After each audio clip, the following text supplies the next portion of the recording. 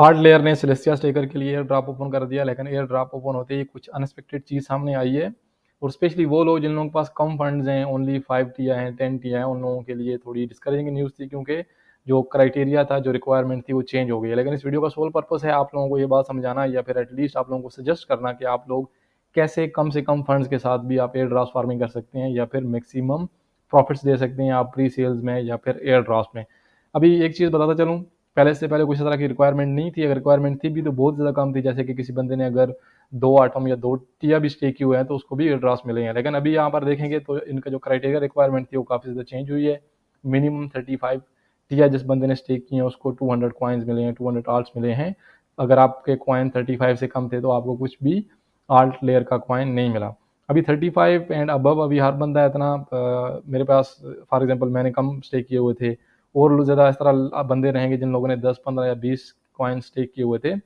और ये अलार्मिंग या अलर्टिंग या अलर्ट से कि आप इसको भूल जाएंगे अगर आपको नहीं भी मिला, लेकिन आप फ्यूचर के लिए प्रिपेयर हो सकते हो। या तो मैक्सिमम आप स्टेकिंग कर सकते हैं, या फिर आप एक कम्युनिटी क्रिएट कर सकते हैं। फॉर एग्जांपल ये सजेशन ऑफ कोर्स थोड़ी रिस्की है, या लेट्स से कि मैं खुद पर्सनली इस चीज़ पर एग्री नहीं होता हूँ, लेकिन कुछ तरह की मैंने ऑलरेडी प्रैक्टिकल चीज़ें देखी हैं। 2021 में जब बीएससी पैड काफ़ी ज़्यादा बूम कर रहा था, उस टाइम मैंने ऑलरेडी कम्युनिटी देखी है।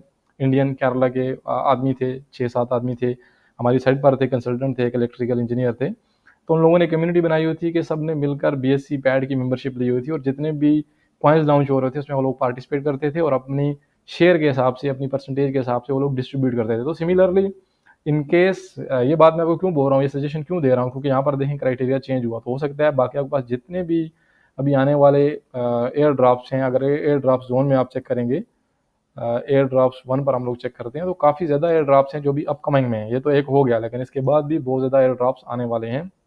हो सकता है सारी की सारी रिक्वायरमेंट उन पर भी इम्प्लीमेंट हो।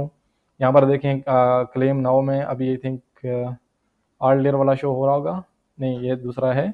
आर्ट लेयर का अभी तक ये लोग क्लेम नाउ पर क्लिक नहीं किया, क्योंकि अभी आपका रजिस्ट्रेशन टाइम जारी है। यहाँ पर इन लोगों ने अपडेट भी नहीं की कि आप स्नैपशॉट जो अपडेट डेट्स थी वो कब हुई, लेकिन ऑलरेडी 17 जनवरी को इनकी स्नैपशॉट्स हो गए और इन लोगों ने क्राइटेरिया ऑलरेडी कर दिया। यहाँ पर देखें, ये यहाँ पर इन लोगों ने अपडेट किया है कि स्नैपशॉट 17 जनवरी के हुए हैं, और आपकी जो रिक्वायरमेंट थी वो भी इन लोगों ने ऑलरेडी हाईलाइट कर दी।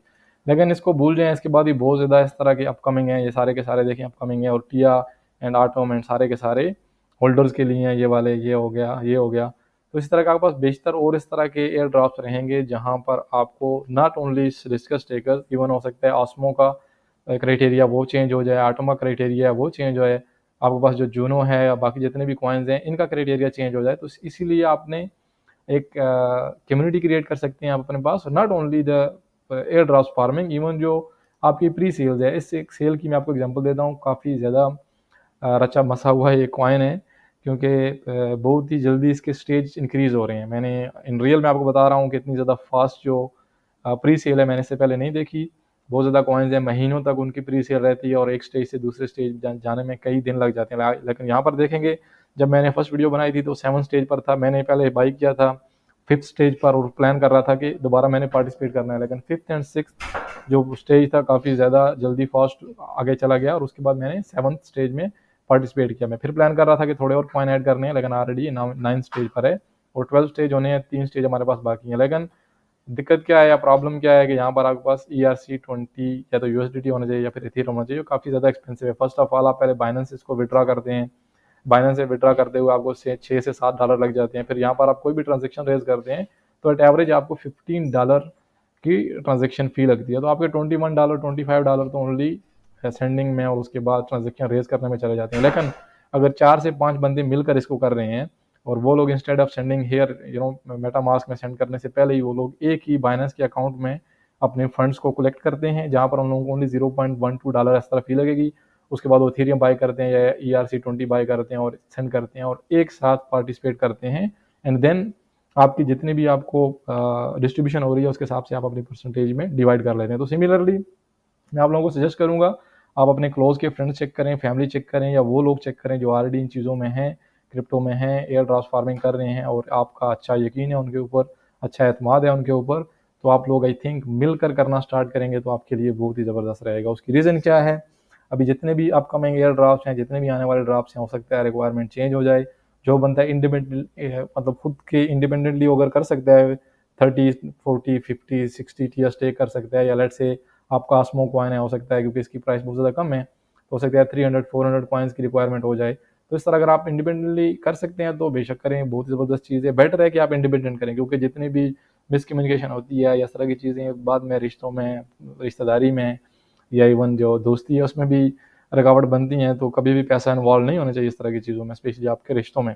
बट अगर आपके अच्छे दोस्त हैं, अच्छे मतलब के ट्रस्टेड पार्टीज़ हैं आपके साथ, तो मेरे ख्याल से आप लोग कंबाइन हो जाएँ, क्योंकि कतरे कतरे से दरिया बनता है। अभी हम लोग खुद वेल्स नहीं बन सकते, हम लोग बड़े-बड़े इन्वेस्टर्स नहीं बन सकते क्योंकि हमारे रिसोर्सेज़ कम है, लेकिन हम लोग एक स्ट्रेटजी क्रिएट करके, एक प्लान क्रिएट करके, एक टीम क्रिएट करके, एक ऑर्गेनाइज़ेशन क्रिएट करके हम लोग इन सारी चीज़ों से फ़ायदा उठा सकते हैं। लेट्स से कि अगर किसी बंदे ने किया होता 35 का, तो उसको ऑलमोस्ट आज $60 to $70 उसको मिल चुके हैं। और सिमिलरली आपको भी अभी अपकमिंग जितने भी एयर ड्रॉप्स हैं उनमें पार्टिसिपेट करने के लिए अपनी स्ट्रेटजी क्रिएट कर सकते हैं। कुछ दुश्वारी रहती है, चाहे आप एयर ड्रॉप फार्मिंग में कंबाइन हो रहे हैं या फिर आप जितनी प्री सेल्स हैं इनमें कंबाइन हो रहे हैं, क्योंकि यहाँ पर काफ़ी ज़्यादा टाइम लग जाता है प्री सेल ख़त्म होने का, उसके बाद डिस्ट्रीब्यूशन के लिए टाइम लगता है। तो कुछ इस तरह के प्रोजेक्ट्स रहते हैं, स्टेज 1 से लॉन्च तक उन लोगों के ऑलमोस्ट 8 to 9 मंथ्स या साल भी लग जाता है।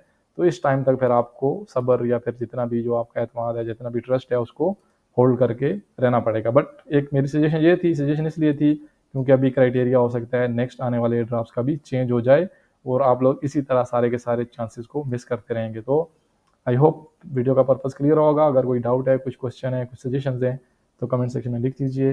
अपना ख्याल रखिएगा, मिलते हैं नेक्स्ट वीडियो में। अल्लाह हाफिज़।